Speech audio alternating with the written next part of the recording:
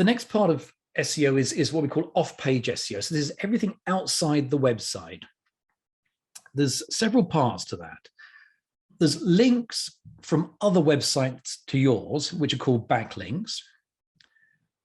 And I'm not going to go into too much detail on these today because it's a huge area and very complex, but I'll just give you a few sort of a bit of an overview of it.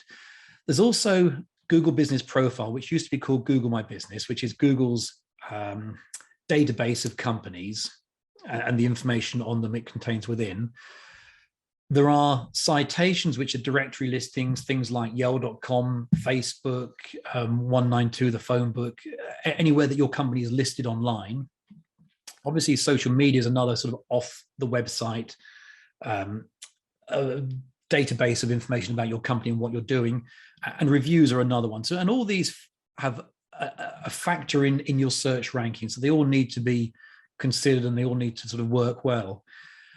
Backlinks, first of all, when Google started out, one of the key things they were using for ranking sites was how many other sites linked to them, on the basis that if lots of sites linked to a website, that website they were linking to must be a good site. And if no one linked to it, it probably wasn't very good. Back then, there were obviously lots and lots of sort of personal blogs, and people would say, oh, I've come across this site here, and would link to it. And they were using that as an indicator that a site was good rather than the actual content of the site itself. They still use backlinks a lot. And it is a complicated subject, how you get them. And I don't propose to go into that here because it will take a bit too long. But a couple of pointers on it. One is you only want good ones. Now, one thing you have to be very careful of is there's always a temptation to go and buy backlinks. There are companies on Fiverr.com and Upwork.com, people that will offer to create hundreds of backlinks to you, to your website, and they don't charge very much for it. However, what they're doing is they're using some questionable websites and they're linking from those back to yours.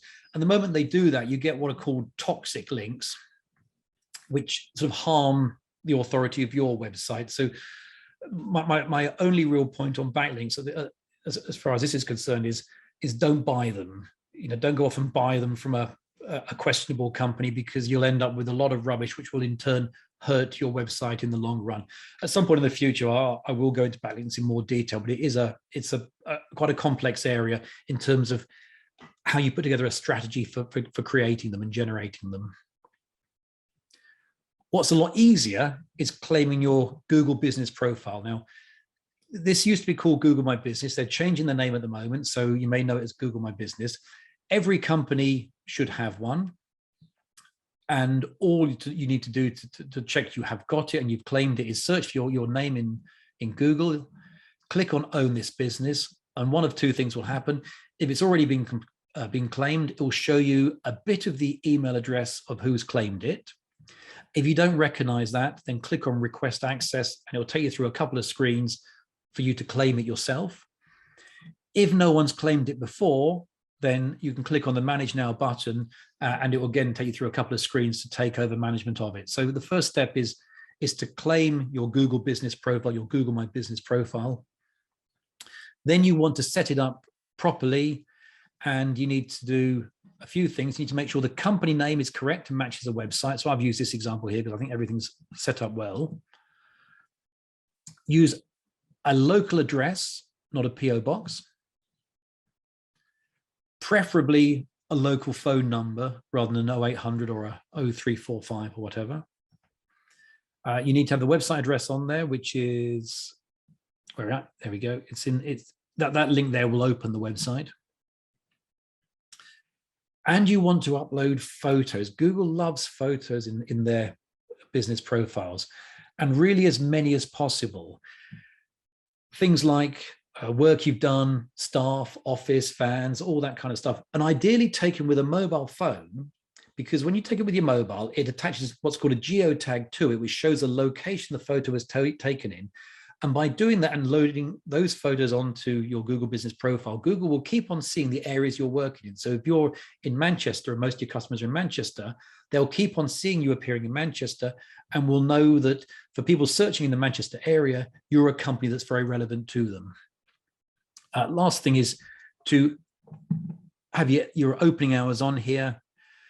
And also in the background in your business profile, you can list the services and categories, services you offer in the categories that are relevant to your business. So it's not shown on the profile itself, but it's in the background, and Google uses it to understand more about your company. For electrical, fire, and security companies, these are the main ones. There's these 4 electrical ones. You don't have to have one. You can have 2 or 3, 4. So we typically say if you're an electrician, have electrical engineer, and then possibly electrical installation service. If you're just fire and security, there's 3 fire ones. If you're doing both services, then add on the other ones as well. So you have a primary category, and then you can have some additional categories below that. I mentioned citations being important, and these are directory listings. And what you want to do is have as many as possible across the internet. There's big ones like Yale, and there's Facebook, and there's LinkedIn, which all count as citations. But there's also lots of smaller ones, lots of local newspapers that have online records of businesses.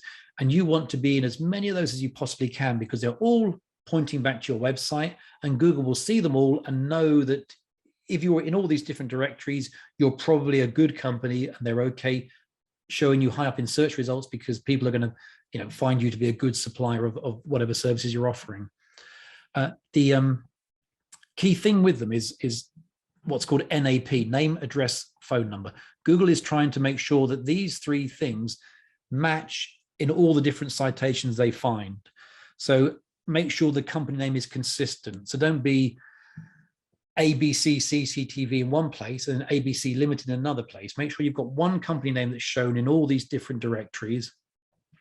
If there is incorrect information, change it. And if there are duplicates, replace them. It's a little bit easier said than done finding all the information about you on the internet. We have tools that do that. I suppose if you want help with it, then the easiest thing is just to contact us, and we could have a look and run a report and show you what directory listings you've got at the moment. That's probably the best way. And then you can always do it yourself by contacting them direct and asking them to change it, anything, or you can also add on new ones. We sort of do it for customers, but if you want us to run a report for you, more than happy, just send us an email and we'll have a look at that for you. Hopefully I won't get too many emails now for that.